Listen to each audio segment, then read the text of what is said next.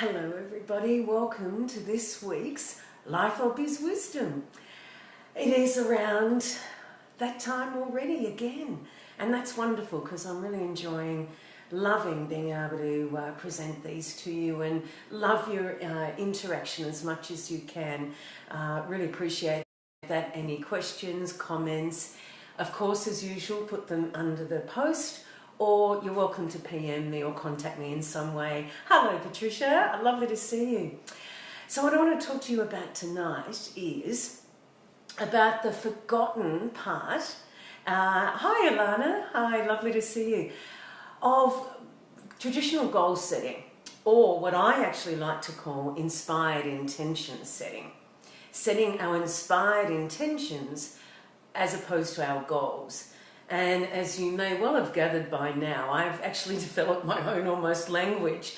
And that's because I think that there is a lot around productivity that is very masculine. I mean, unfortunately, the word itself is masculine energy based. And it's nothing to do with the gender. It's not that I don't like males or anything like that. It is purely because we want to get a balance. That's optimally how we're going to be successful in our businesses and our lives. I honestly believe is creating a balance between what is the yin and the yang. So if you're familiar at all with the Tao of, what I call the Tao of productivity, or Taoism, Taoism, and you may have heard it pronounced, where we talk about having, as I said, this balance. It's that symbol with the white, almost sort of teardrop, and then the black that snugly fits into, they fit into each other just so beautifully. And they are the light and the dark. They are lots of things in terms of nature, thinking of the waves coming in and out, the sort of, as I said, this polarization between different energies. One's not better than the other. It's not that I don't want or don't suggest you use traditional productivity methods, because I do, but what I'm about is bringing the feminine energy to them. And in that respect, we're getting that balance, so it's not just the masculine energy. So, as I said, in terms of goal setting, which I consider a masculine energy-based terminology, I like to call it inspired intentions. And the reason I do that is because when we're inspired, automatically, you can probably feel it if you were to say it out aloud, how much more energy that has, rather than saying the word goal. And the fact that when it's inspired by us. That's what I want you to be able to do, is to have your own inspirations, to be setting your intentions, rather than goals that could well be your own, but often they can be other people's, or if you're in a team, or in particularly people working in a job and they've got to fit in with other members of the department or something like that. So when they're inspired, there's so much more energy, and the fact that we're more inspired because we have set them as intentions, it creates then that little spark that starts that momentum. And I also deliberately have chosen the word intention rather than desire or what have you, which are all, that's a great word. But when we set an intention, we're actually intending to do what it is. And that to me has a sense of much more commitment to it. Then a goal is something to me that seems like it's so far out there. I'll aim for the goal. I might make it, I might not. But when we actually intend to do something, it's so much more powerful and positive and deliberate, conscious in terms of our choices. So I, as I said, prefer to refer to them as inspired intentions rather than goals. So what's the missing bit? Well, first of all, I want to say, in terms of usual goal setting, you may well be familiar with the acronym SMART goals. So lots and lots of people know them. I lived and breathed them for years and years and years in my corporate career. It was how I was able to plan my work, particularly around projects and that sort of thing. So SMART means, it stands for, the first one is specific, that what it is that we're wanting to achieve is specific. and it's not too broad, that you can narrow it down. The M means that it's measurable. So we can actually decide, have we done it, have we not done it, or have we done part of it, and if so, how much? And there's a goal, which is a measure that we're aiming for. The A can either be action-oriented, which I've heard before, meaning that it is action-based, rather than I want to think something or other. It's actually a behavioural aspect to it. Or it is action-based, and the other one is achievable. Some people, that can be interchangeable. So achievable means that it's realistic. Then the R, I've heard some people, again interchangeable, the R may well refer to realistic, or it can be relevant. And relevant means that it's relevant to what it is that we're wanting to do in terms of a bigger picture. And then the T is time-bound or time-oriented or whatever, that there's some timeline that is put towards it so that you know, again, as a measure, when it has to be due by, when it is due by, and whether you've got within that time frame that you have nominated or you haven't. So that's the SMART goals, and that is the traditional way of goal setting. So that may be done in terms of setting goals you can do it daily, but you can do it weekly, monthly, quarterly, yearly, and then into X number of years. And traditionally what's done is you write them down or you type them on the computer. You may definitely write them out. I certainly know lots of traditional, inverted commas, productivity gurus out there that will suggest writing them down, because it actually means that we have this kinesthetic effect of hand-eye sort of coordination. And if we put them in a prominent place and we see them, then we're more likely to be remembering them and actually acting on them, which is great, definitely really great. The thing that I find that is the missing part though, so what I've been talking about with those SMART characteristics of goal setting is very much quantitative. It's there's amounts there, there's numbers there, and I'm not saying that they shouldn't be. They are important, of course they are. We need to be able to measure how we're going. It's what I call, though, very left-brained. So it's to do with the facts, analysis, the numbers, etc. What I honestly believe is missing with that is what I call the right brain aspects to it. So what I'm talking about is the qualitative. So if you are familiar with the terms and the difference between quantitative and qualitative, qualitative isn't about a number. It's more about intangible aspects. Things like, and this is what I love to do myself and suggest to clients, is that when we are setting our inspired intentions, is to actually feel into them. And I mean that on a physical sense, in our bodies as well as emotionally. Now they are examples of a qualitative measure, if you want to use that word, but aspects of goal setting that I think are really, really, really missing. To me, it's only half the equation. And it's like the analytical, the SMART aspects is the yang energy. And what I'm actually wanting for you to bring is the yin energy, and that's very much the feminine-based energy around, as I said, setting inspired intentions. So I was talking then mentioning about how it feels. I absolutely love when, in fact, I do this intuitively anyway, and perhaps you do.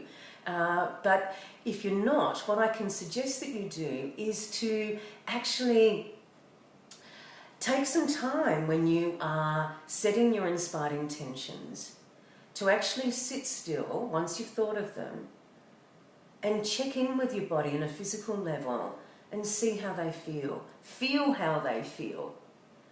So what I usually do is do some centering couple of moments of centering, some meditation to begin with. And hi Nessa, lovely to see you. And actually really just relax yourself, really breathe into your space where you're sitting, feeling at one with what it is, thanks Nessa, that you have set as your inspired intention, and feeling into your body to feel how it feels. Does it feel expansive in your body? Does it feel like your body actually lights up inside? And that's that inspiration. Are there any areas where it feels particularly really great, or maybe not so great? I know when I'm when something isn't in alignment with me, rather than me being not in alignment with it, is I feel a little gnawing somewhere in my body, a little twitch, perhaps a little bit of a jerky, sort of unease is probably the best way that I describe it. And I know that that's my intuition and my body saying to me, this fits, this is right, or it isn't. And the more that you practice doing this, the easier it will become. And your intuition and your body, I think, are just as strong, as valuable, as accurate measures for inspired intention setting as the SMART goals. I honestly believe that. I feel that this has been, for me personally, the missing link. I found goal setting so dry, so boring. It was another to-do, another task. But when you bring in the yin energy, you actually bring them to life so much more. I think they're so much more fun. They're so much more inspiring, obviously, because they're inspired intentions. And to me, they feel so much more doable because they have this warmth, this absolutely warm energy to them. So, feeling into your body. And if you want, you can visualize your chakras, your energy centers. And in fact, that's a really good way to tell, particularly focusing on your navel center, your heart and your third eye. And really, as I said, filling into them. You can actually feel in terms of what color it is, what shape it has, and as I said, how it actually feels. Me too, yeah. You love doing that, Nessa, is that what you're meaning? And you probably do it, I'm guessing, or you may. And then also, how does it feel on an emotional level? I've sort of probably covered that a little bit, but does it excite you? Does the inspired intention excite you? Does it have that spark of energy to it? Or does it feel a bit flat? Does it feel, oh, how am I going to actually get this done? And we do want to be inspired, which means we want to be stretched a little bit with our comfort zone. But if we are aiming too high, and that is where the SMART goals talk about being realistic, then that may actually not feel, in terms of an emotion, may not actually feel that comfortable.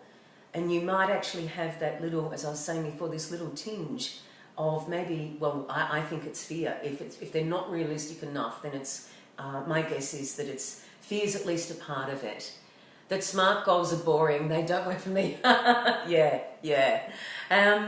And before you came on, Nessa, I did say that there's definitely a place for them, and there's a place for what I'm talking about being quantitative measures, but that we really do benefit, in my opinion, with this qualitative yin, beautiful, heartwarming measures that, or just essences is much nicer word than measures, essences of the energy that the yin can bring to them. So another way that you can really set your inspirations moving with a lot of momentum, like I said, for some productivity experts out there who do suggest writing them down, I actually really love doing, and you may be doing this yourself, actually journaling your inspired intentions, setting them for the time that you want the inspired intention to come to fruition, and writing as if you are there at that moment. And you are saying, I'm walking And I'm thinking of one that I want to do, and that is walking in El Camino in Spain, the bottom of France and Spain. And it is feeling amazing, and I have been meeting the most inspiring people. I obviously use this word a lot, but I just love it. I love the energy with it. And I'm eating gorgeous food in the beautiful eateries that are along the way and all that sort of thing. So in the present tense, and it's so very much descriptive, feeling into all your senses. So your sight, smell, hearing, touch, and taste, as I was just talking about. And really giving it life, and not just doing it once. This is the thing.